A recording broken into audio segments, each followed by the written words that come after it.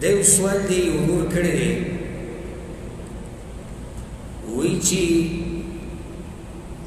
کله یو خاوند د ښځې سره په شا طرف کې په دبور کې کوروالی وکړي نو دا ښځه طلاقه شوه او که نه الجواب ګوره الله په قرآن کې وایي نساؤکم حرث لکم فأتوا حرثکم انا شئتم ستاسو دا ښځې ستاسو فصل دی خپل فصل ته چې د کوم طرف نه راځي راځي اجازت خو د دې دا مطلب نه دی انا شئتم چې کوم ځای کې ورته راځي مطلب دا دی چې په څه طریقه وله راځي د دې اجازت دی خو ځای د راتګ هغه شریعت ښوولی دی او کوم ځای کوم کارونه چې منع دي هغه هم شریعت ښوولی دی په دې آیت کې اجازت د دې نه دی چې په کوم ځای کې ورته راتګ کې نه په څه طریقه چې راتګ کې کوه خو راتګ به صرف په هغه یو ځای کې کوم ځای کې چې فصل کرلی کېږي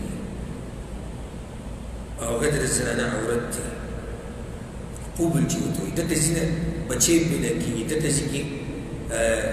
رحم دی بچیدانه په دې طرف باندې ته کوروالی کولی شي په هره طریقه چې کې هر چې د دبور د طرف نه کوروالی دی نو امام احمد بن حنبل رحمه الله حدیث راوړی پیغمبر صلی الله علیه وسلم وایي ان الله لا یستحیي من الحق الله په حق بیانولو کې حیا نه کوي لا تأتوا النساء في أدبارهن د ښځو سره به په دبور کې کوروالی نه کوئ یو حدیث کې راځي ملعون هغه سړی لعنتي دی لعنت پرې ویلی شوی دی چې څوک د ښځې سره شا طرف نه کوروالی کوي شا طرف په معنی ده چې شا کې کوروالی کوي روایت کې داسې هم راځي پیغمبر صلی الله علیه وسلم وایي امام ابن ابي شیبه دا روایت راوړی ان الله لا ينظر الى رجل اتى امرأته في الدبر الله به د قیامت په ورځ هغه سړي ته نه ګوري کوم سړی چې د خپلې ښځې سره په دبور کې کوروالی کوي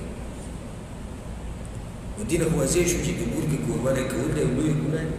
اوس راځو دې مسلې ته چې دا طلاقه شو که نه نو دا د عوامو خبرې دي عوامو کې دا مسله مشهوره ده چې څوک د ښځې سره په دبور کې کوروالی وکړي نو ښځه پسې شوه طلاق دا د عوامو خبره ده په شریعت کې داسې څه مسله نشته خو زنانه باندې لازم دي چې خپل خاوند د دې کار نه منع کړي